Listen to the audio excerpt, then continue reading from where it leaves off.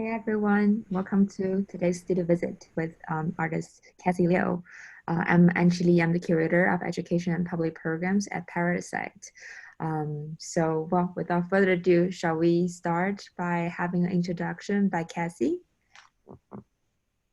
Yeah, sure. Hello everyone. I'm Cassie. I'm an artist and writer here, currently living in Hong Kong. So I just graduated from the Academy of Visual Art, Hong Kong Baptist University this year. So yeah, I'm still like trying to explore somehow. And thank you, Parasite, very much for this opportunity to talk about my work a bit. Thank you, Cassie. As you mentioned, you just graduated from Baptist, and I know you have a really impressive artwork included in your graduate show, which is Clear and Far. Shall we start today's conversation from the work? Yeah, sure, of course. Let me share screen.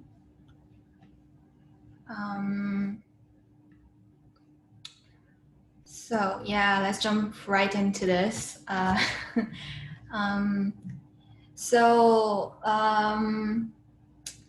To talk about this work, actually requires a lot of background information. So I'm just gonna pop this image right here. So it's the title of this work is Clear and Far. So as you can see, it's kind of like a video and mixed media installation, and composes of different elements and kind of create a space on its own. Why did I say that it requires a lot of background information? Because there are actually a lot of narratives involved in the making of this work. So the English title for this work is Clear and Far, but the Chinese title of it is actually 清远记事. So literally translated as kind of Chronicle of Qingyuan City. So if you know a little bit about Guangdong province, so Qingyuan is actually the name of the city that's kind of in the northern part. It's an actual city that existed very near to Hong Kong. So that's kind of an anchor point for this project, but it's a strange anchor point because so you may kind of wonder from here what's your relation to this city. Well, actually, I don't have an actual relation to this city. I have never been to this city, and I researched very little about this city. I basically know nothing about this city. So the work actually kind of delves into this relationship between me and then a city that is kind of factually unknown to me. So the work actually started kind of 2 years ago, I guess. So when because I'm from mainland China, so my family still live there. So from time to time, I will go back home to spend some time with my family, and usually I will take the train. So I think around about 2 years ago, when the West Kowloon station was finally open, and then it became very, very easy for me to travel back home through train. And in this itinerary, I will always go past this city of Qingyuan. And I'm someone who likes to write a lot when I'm on train. So during these 2 years, I wrote some piece on kind of related to this city, but not quite. And in the beginning of this year, since all the quarantines and everything, I cannot go anywhere other just than staying here in Hong Kong. And I had to kind of finish my graduation project. So I started looking back and to kind of see all the archives of writing I compiled during these 2 years and trying to, reorganize and refabricate some linkage in between those. So as you can see in this picture, there are two videos, and there's small things over here that is not quite clear. Maybe I'll find a different picture. So yeah, this is a small photograph. The photograph, there is a clearer image of the photograph. It's a photo of my mother when she was a teenage girl. So there are 3 walls, so you can kind of roughly divide that into like 3 parts. Maybe I should play one of the video so that you can get a clearer idea of this story.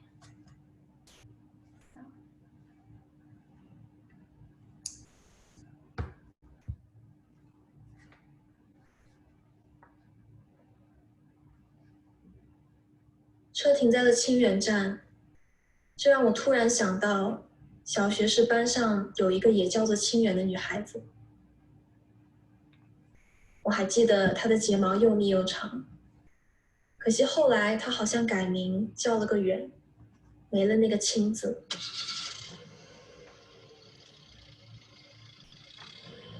小学的时候，我还住在老院子里，那时候家门前种了好多植物。其中最高大的是那棵樱桃树，它生长得很快，每年会结很多樱桃。但是多数时候，那些樱桃都太酸了，并不好吃。而大概在2年前，那些疯狂繁殖的树枝终于使人无法容忍它对阳光的霸占。1楼的家里被树荫遮挡得像是地窖一般。每个想要租房的客人前来一看，都对阴暗的客厅连连摇头。家人一狠心，就把大树砍断了。我还一次都没回去看过呢，但我觉得自己可以想象到，没了树荫的客厅是多么的光亮。老房子的浴室是装了浴霸的，那时候冬天里洗澡一定要把它开到最大档。黄色的灯像太阳，散发出耀眼的光芒，在屋顶盘旋，常常刺痛我的眼睛，但我仍然对它过分迷恋。它让我的身体在大雪纷飞的寒冬中有了温度。我对在浴霸下洗澡的记忆，还有我妈。我记得她不生气的时候一直很温柔，温柔地帮我洗头发，温柔地把泡沫塑成多种形状，粘在我的头发上。我看着镜子，看见头上像是长出了白花花的角。妈妈还会温柔地亲我，脸颊和嘴唇，还有舌头。她告诉我，除了妈妈，我不可以跟别人这样接吻。我不是很懂，就问，那爸爸呢？他说不行，我就似懂非懂地点了头。今年的我20岁了，在年尾的火车上听着听不懂歌词的歌，看着南方的群山和山顶缭绕的烟雾，数着自己因为想要回家，错过了多少个香港的展览活动。没什么感觉，只是觉得有点口干。So yeah, that's kind of short. The two video are both very short. So in the beginning, I'm sorry. So in the beginning of the video, I think you can see that I said the picture from this video was downloaded from Wikipedia page. You can still Google that. It's still on the Wikipedia page. No one has changed that. Yeah. A key image for the city. Yes. And the text of the voiceover, I wrote it 2 years ago. I wasn't meant to, you know, create an artwork when I wrote that.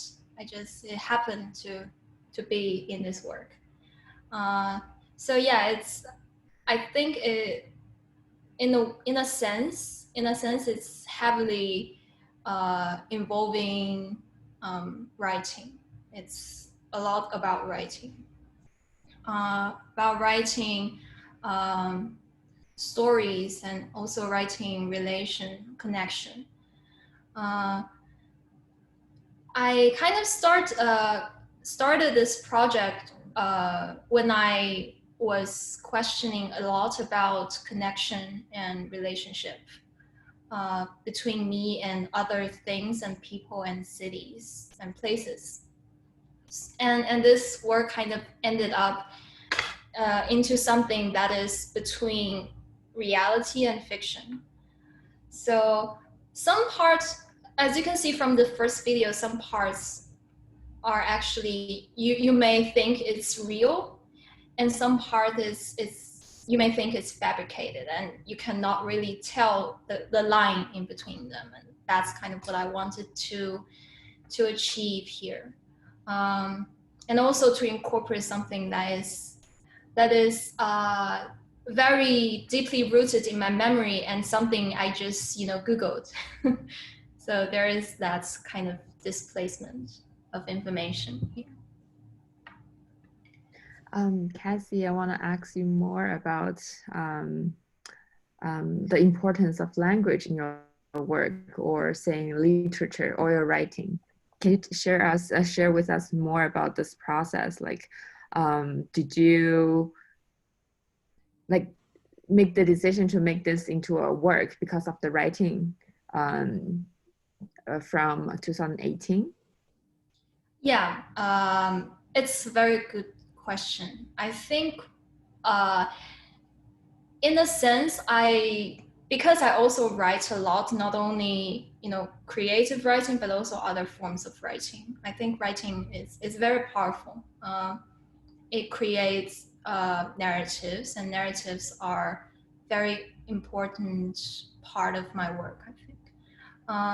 Yes, the decision I made was partially because of the writing, but I think the writing is part of the reason. It's very essential part, but it's not the entire reason why I did this work. I think from another point of view, why I made this work was kind of comes from, you know, a deeper question, I guess, about, you know, maybe me and places, because I think during the past years, these several years, I kind of moved in between places, you know, came to Hong Kong for study, and also because I also kind of, you know, partially live in Shenzhen, because my family also live in Shenzhen. So it's always a question for me, like, where am I and who am I? Yeah, I think that's kind of the more like the deeper reason for this work. Well, this makes me recall like my own experience, like traveling, taking the bullet trains in between cities where I live and like a frequent destination. And I sometimes do resonate with maybe just one quick thing happening just throughout the journey. Like, this is middle of nowhere, but maybe this is, I see myself in that particular view. Mm-hmm. Yeah, well, it's a really weird way to phrase this, but yeah, I do resonate with your work, like this unstable journey. Mm-hmm.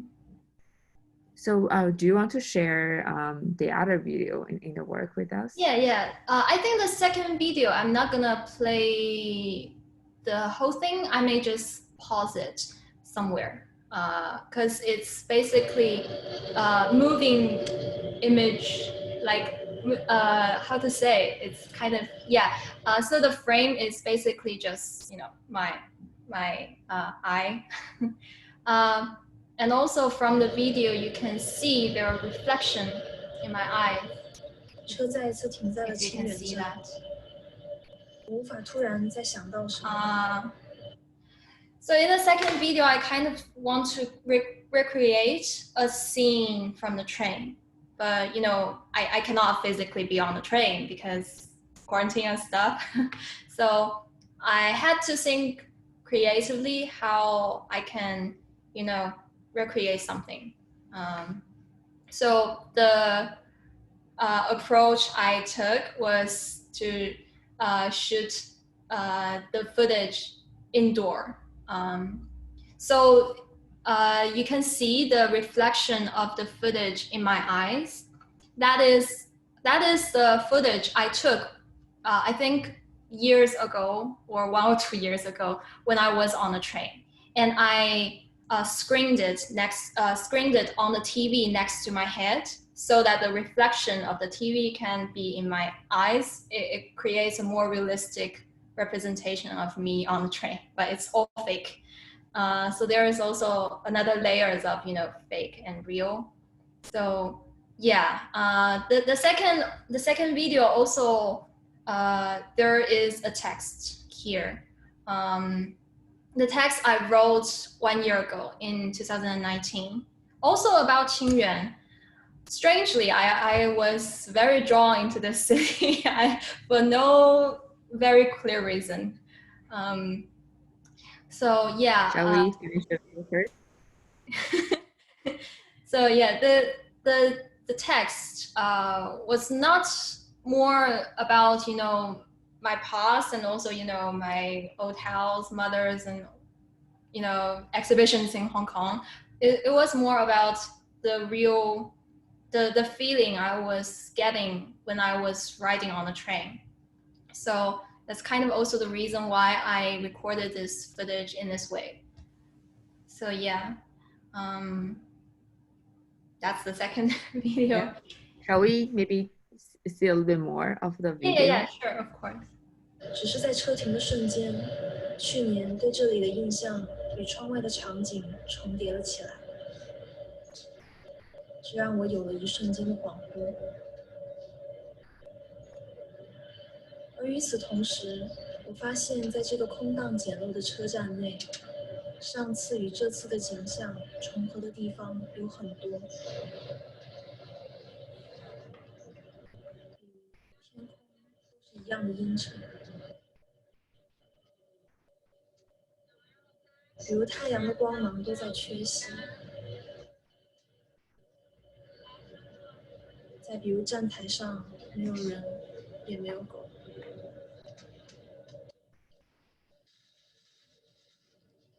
像是无法更加巧合了一样，车刚进站，天就开始下雨，一道道细小的水痕不停地在刮伤玻璃。耳机也在车停稳了之后响起了低电量的警报。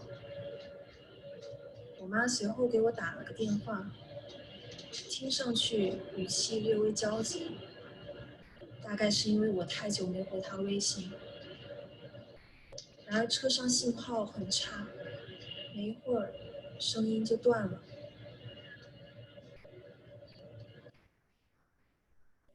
一切都很和谐完美，是恰到好处的节奏，仿佛颅内的交响，上一秒和下一秒交织在一起，重叠的那部分是我在记忆里寻找的清明。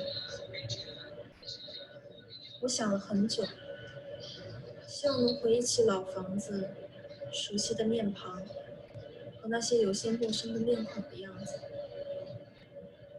然而除了那对长长的睫毛，我再想不到其他任何图像。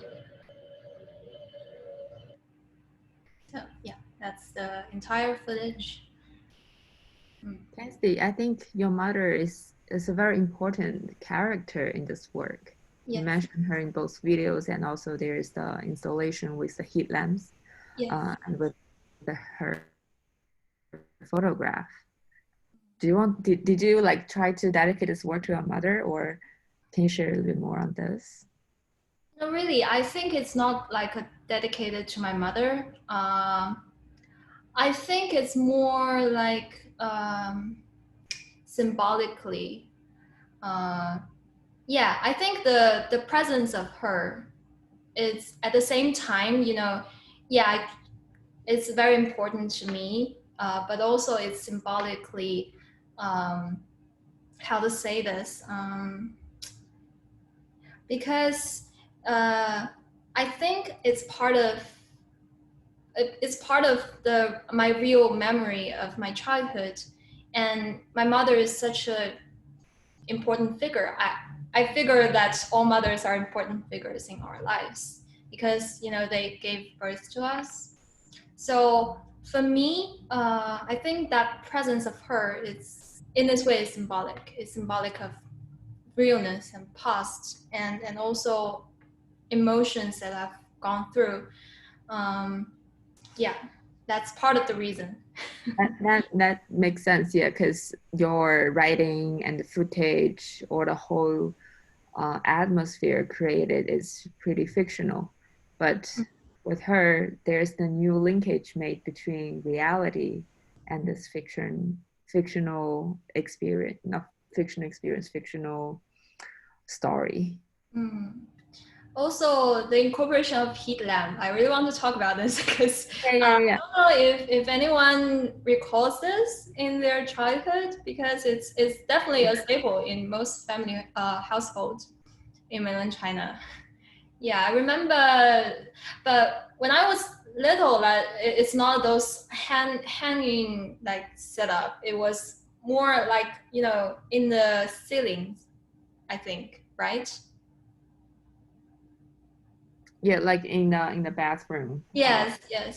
It's for heating. So there should be warmth, like strong heat from those, you know, illuminating light bulb.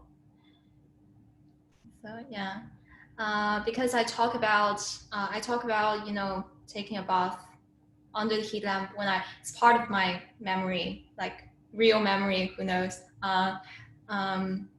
So I want to kind of bring some elements to the real physical space, which adds another layers of complexity to it. Because I think videos, in some ways, there are always representation of a certain kind of reality. And the physical exhibition space is what the audience can interact like first-handedly. So yeah, I want to bring an object into the work, and the heat lamp, it kind of works also as a lighting device for the photograph, because the photograph doesn't light up. So, yeah. Thank you, Cassie. Shall we move on to the next project? Yeah, sure, of course. I also want to talk about another project I did 1 year ago. I exhibited this in an exhibition I did with my friends at our campus. It's also a video installation, but it's purely video. So this is the installation itself. These are some photos. So this work is called Deep Sky Object. I can show you firstly the video documentation of the.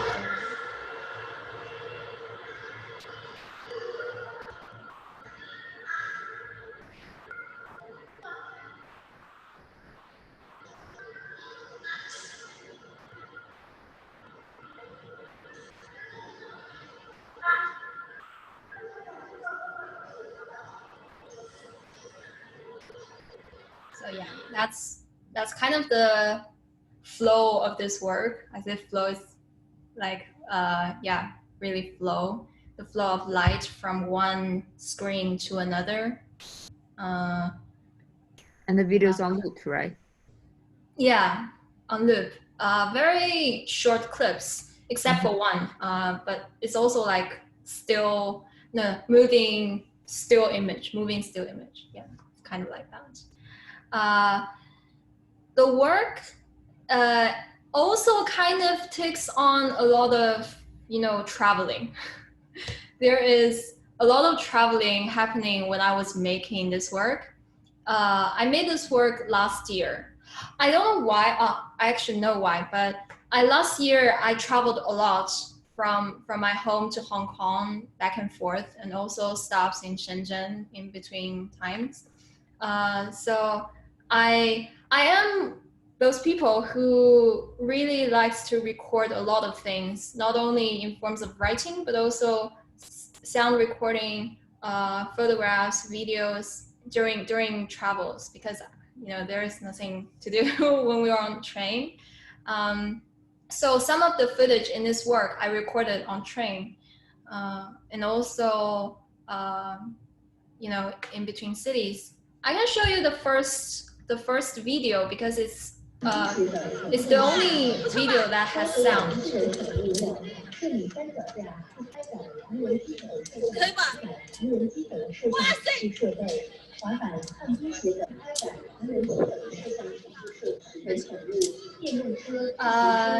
So this video actually was recorded at the Civic Center in Shenzhen.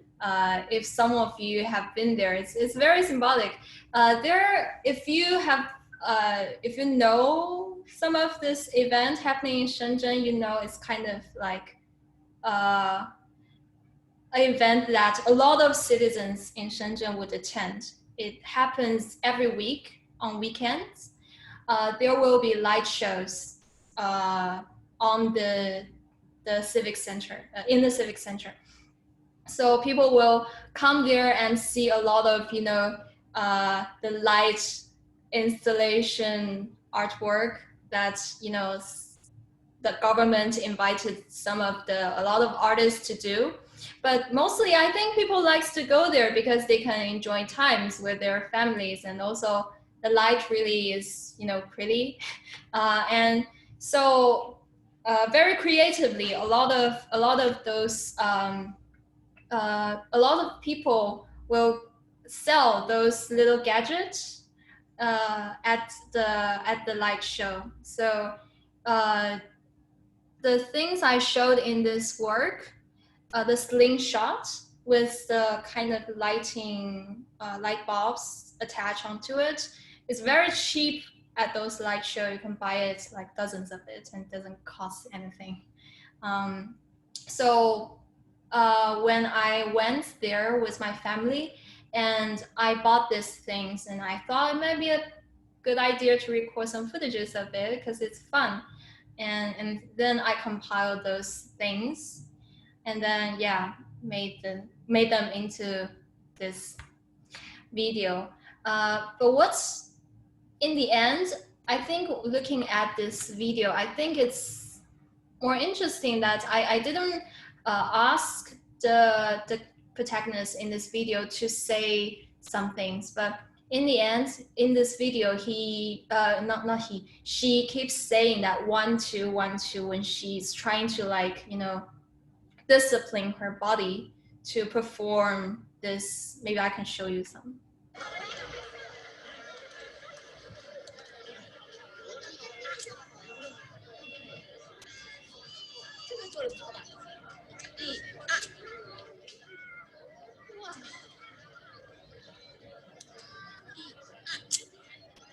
So she repeatedly saying 1, 2, 1, 2. It's kind of like an interesting process how she tried to discipline her body to the rhythm of this.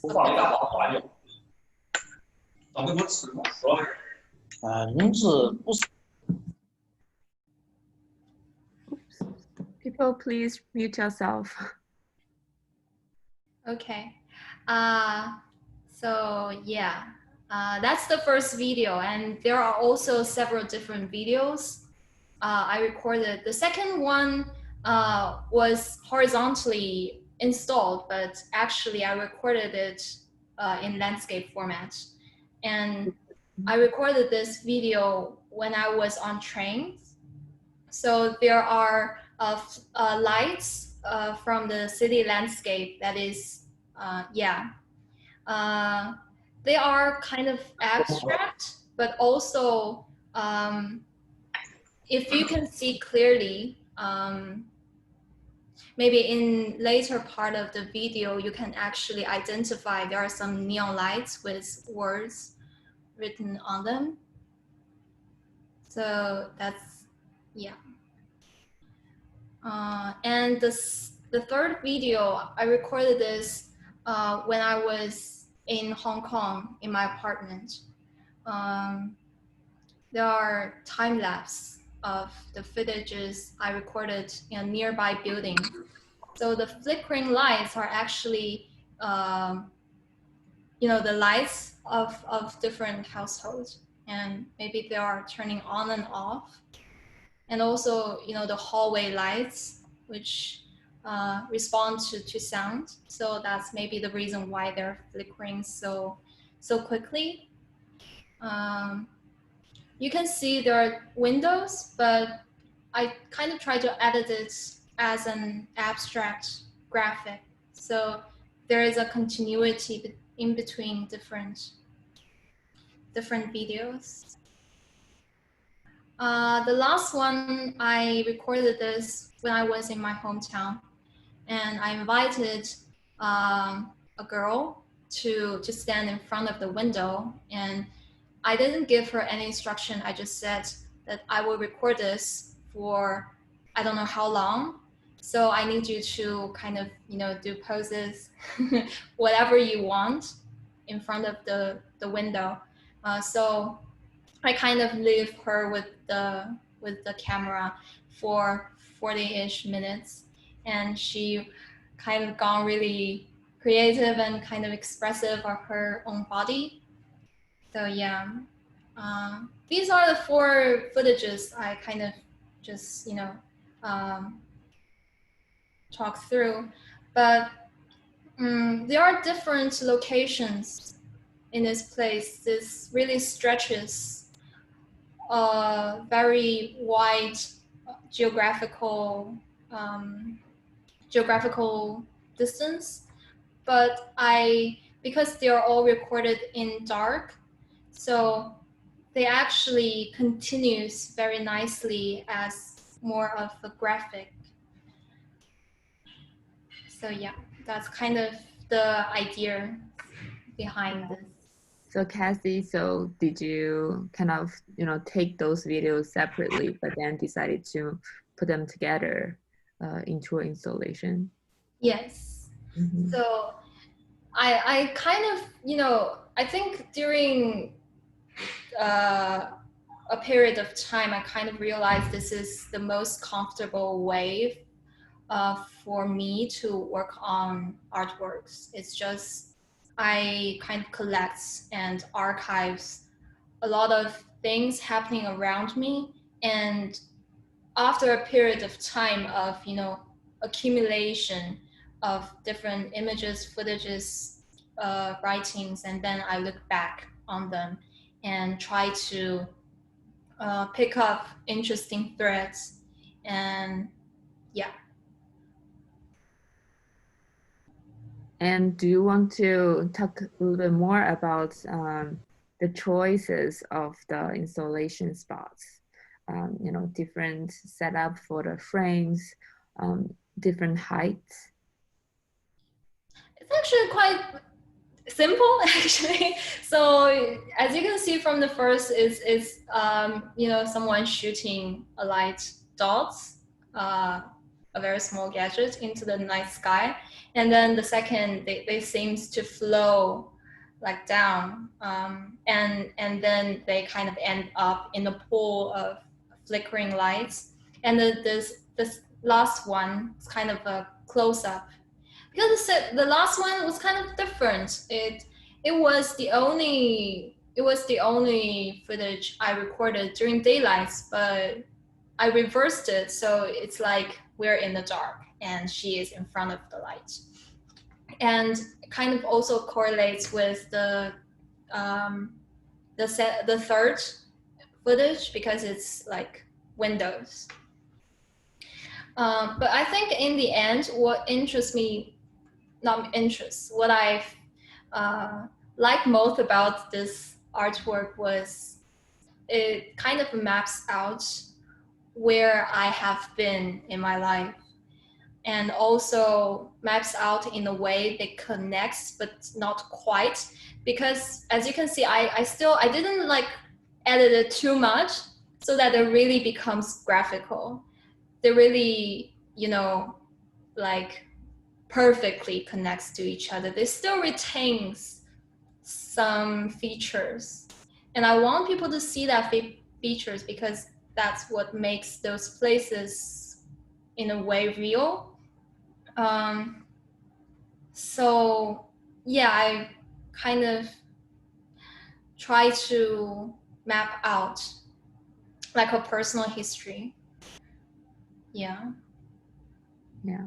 Also, the reason why I asked is I've seen the installation shots of how you display your photographs, and also other like digital devices, which reminds me of like how you usually like map different elements on the white walls. So I think maybe in the next project we can also talk a little bit more about that as well. Yeah, sure. And before that, actually recalling from our previous conversation about traveling, because you mentioned you become you are also a frequent traveler, not only because you have to travel back to home, but also you're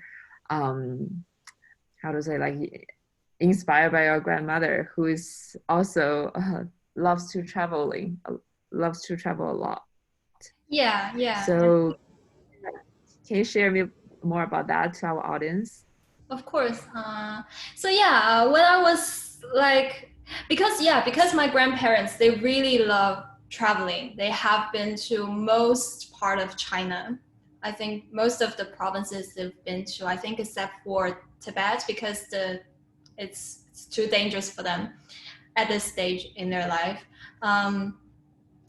So when I was young, I remember they would take me on trips to skip my primary school final exams. So I would just go with them and ignore all the exam I have at school, and they are very happy with that.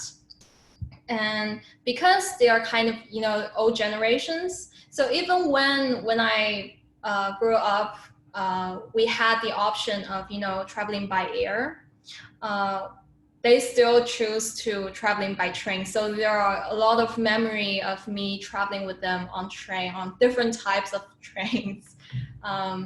So it's fine. It's very fun memories. Thank you, Cassie. Then maybe we move to the next project. Sure. So I'll talk very briefly about this project because I think we're running low on time.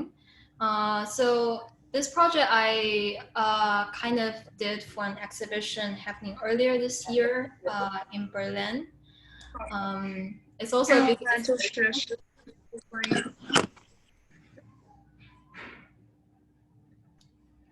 Okay, I'll continue. So it's also a video installation. As you can see, yeah, you spotted that I kind of try to. I like working with walls. Yes, I love that about space. I love the contrast between light and dark, and also something that's two-dimensional and also a real exhibition space. I love that tension. So this work is called Hypercenter -1 meters. It's a very difficult name. I'll just talk something about some elements that runs through the 3 projects that I have been talking. I find that about myself. There are repetitive elements that reoccurring throughout a lot of my works. And I think that's really subconscious. That's really subconscious decisions I made. For example, trains, and also my mom, and also maybe you can see in this work also slingshots. There are something in them that I'm really fascinated for. I'll play some clips in this installation and then I'll talk more.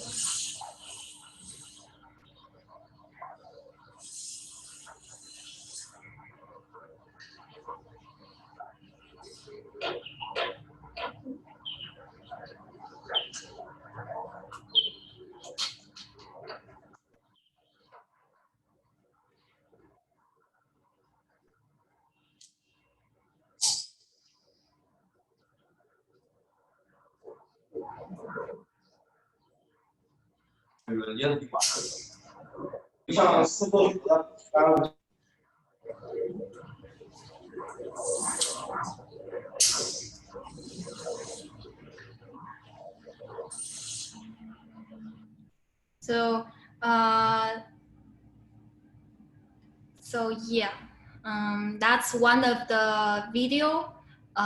Maybe I can show you the installation picture. So this is the one I just played.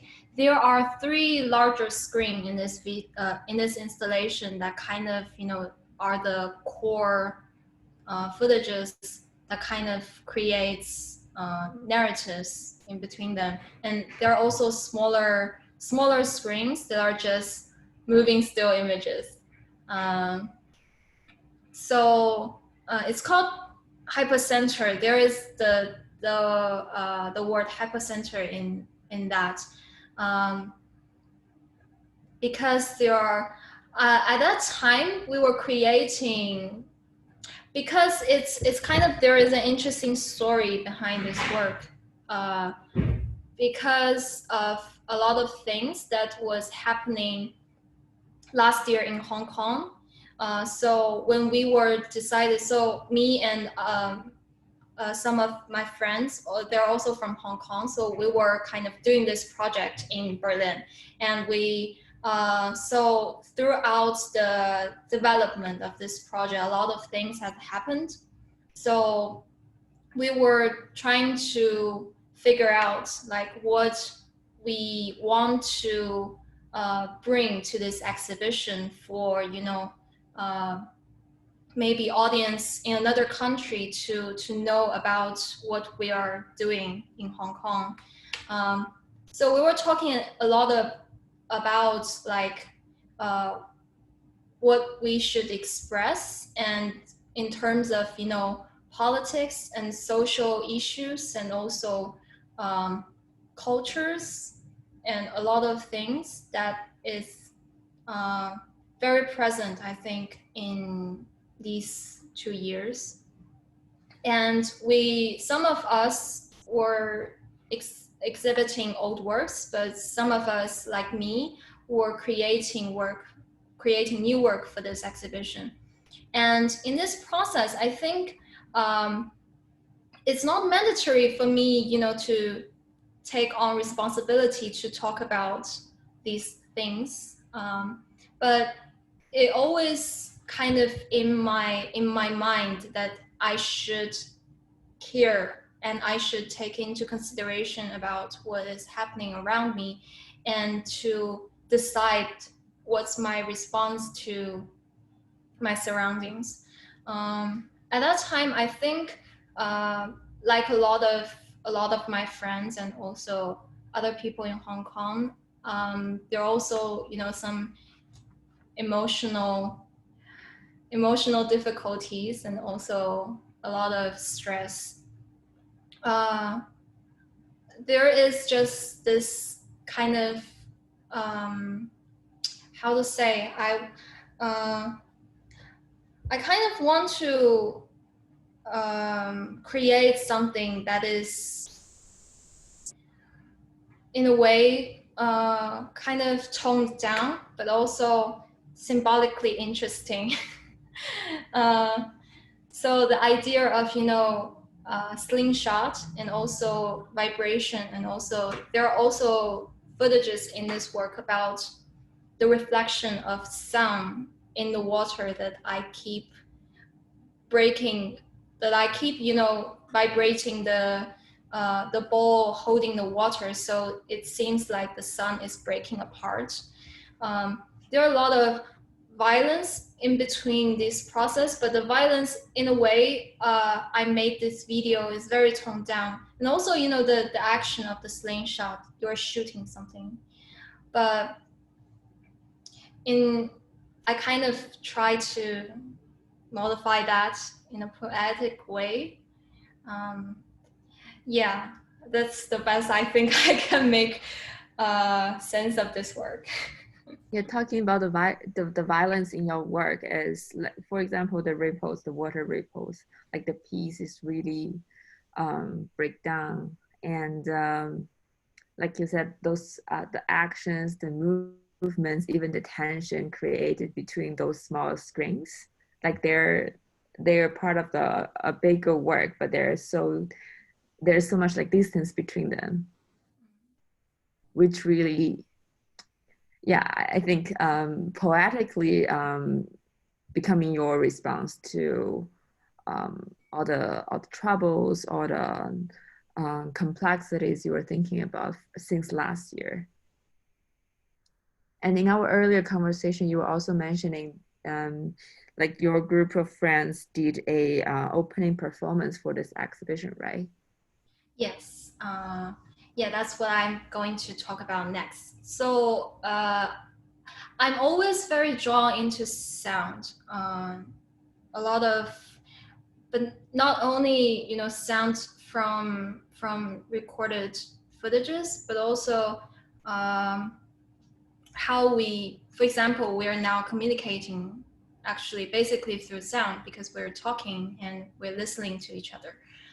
There are a lot of thinking about sound for me during the past years. So for this exhibition, there was kind of we try to you know, bring some fun elements to the opening. So we decided that we're going to do a performance. But what was this performance was about? We had a lot of discussion. So I suggest that why don't we incorporate, you know, sound as an element? So in the end, we did this performance, and this is the documentation of that performance. It's a very, very simple idea, and it's not like it's not a completed work, I think, but it's kind of a work in progress. But that's very fascinating to me. This work is very, very simple. It's based on a set of simple instructions. We were sitting in circles, as you can see from this this preview image of the video. We were sitting in circles and we were facing back towards each other. And we set ourselves rules that we can only make sound through our mouth, but whenever we make sound, we need to cover our mouth. So there is, we would, you know, make very fuzzy and also not very clear sound. I can play some footages so that you get a better idea.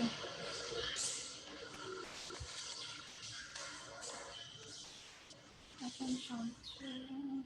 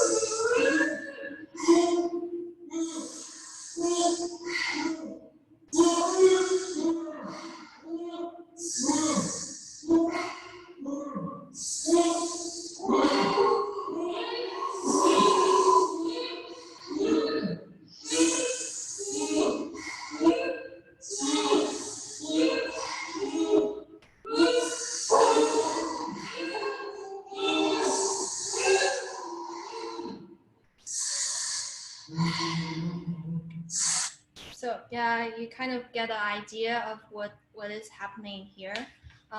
It's all improvisation, so it's all spontaneous. We didn't script for anything, so just we respond to each other, and we hear each other making some sort of sound, and we try to make our own sound, maybe in response to that, maybe to confront certain type of sound, but there is kind of a dynamics that we create through communicating in this format. I actually feel quite some pain like watching the performance, because I feel like every one of you have a voice, you want to speak out, but you kind of also like lose our voice at the same time. So like, what did you feel, Cassie, during this performance, or even afterwards? I didn't think that I would feel a lot of things, because we kind of also rehearsed that, but at that time during the real performance, I felt a lot about a lot of discomfort, and also cravings for connection, and also a lot of mixed feelings, I would say. I also want to talk about the inspiration for this kind of format, because of during last year there were protests, and people were wearing masks, so we thought that that's not like the entire purpose of why we were doing this, but it's kind of a starting point. We were all thinking about all the things that were happening around us, and we thought that it would be responsible for us to respond in a certain way to the social reality that is in Hong Kong. So that's why we were like covering our mouth, because that's kind of what you hear other people were saying when they're wearing masks. And I think ironically, I think still till this day, to this very moment, is still very relevant because of coronavirus. We're all wearing masks. So yeah, there is kind of like an isolation going on. So yeah, the idea of covering your mouth physically, that to prevent the sound from traveling to others, I think there is a strong sense of isolation. But the endeavor to connect, to express another level, that is, I want to talk to you, I want to connect with you.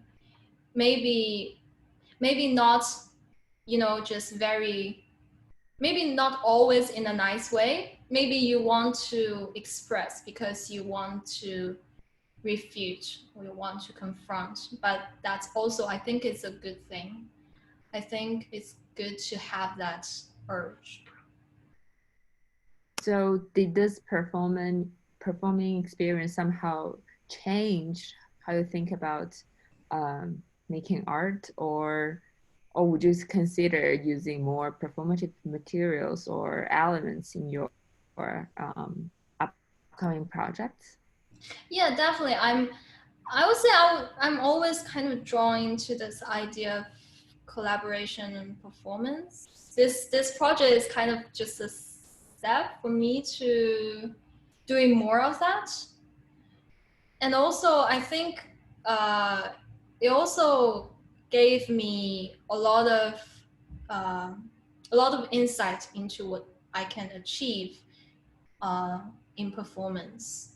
I think it's a very strong form of art, and yeah, I would totally like delve more into that.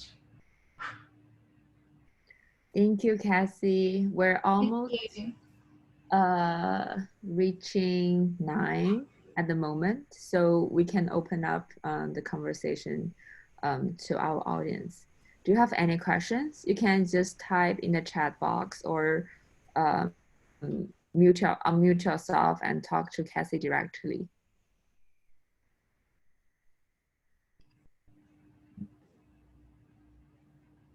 While people are typing or maybe thinking about the question, Cassie, I'm curious about what you're working on right now, or let's say, what is making you think of to react or to respond at the moment? Currently, I'm actually joining Heart House recently. I'm very looking forward to a lot of things that's going to happen at Heart House with Heart House, but I'm still not entirely sure what I'm going to do. I think it's a process. I would love to meet more people there and also to talk to them and to share some idea and exchange some inspiration and see what we can do collaboratively. I would love that. I think that's going to be a very good opportunity. And because I think I just graduated like 2 or 3 months ago, so there is still a lot of transitioning going on for me. Yeah, I'm trying to settle down a bit. Hopefully I'm gonna settle down soon. Yeah, also want to share with everybody, Baptist graduation show is open for appointment, right? So if you want to check out Kathy's work and also the other 120 students' works, please make arrangements and check out the show in person. Hopefully with the situation kind of recovering, because the show is already extended to October, so hopefully near the end we can have some days for open to public. Mm-hmm. Well, we have a comment from the chat box. The last performance is very amazing. Thank you. It's also a very amazing experience for myself. I think also for all the participants. We all felt a lot. I think it's very hard to describe that with words. Mm-hmm. Yeah. I love to do more projects like that in the future. I'm curious, like, did you guys talk about this experience after the performance? Yeah, loosely. Yeah. But you feel something different is happening? I think the performance made me realize a lot about myself. Mm-hmm. Yeah, a lot about who I think I am. Also about who, like not who, like what I want to gain from interacting with other people and how I want to connect with people and also places. Thank you, Cassie. So today's program is already recorded and we will post the video on Parasite's YouTube tomorrow. So yeah, feel free to check the video again and also check Cassie's website. Cassie, do you want to copy and paste your website into the sure, box? Yeah.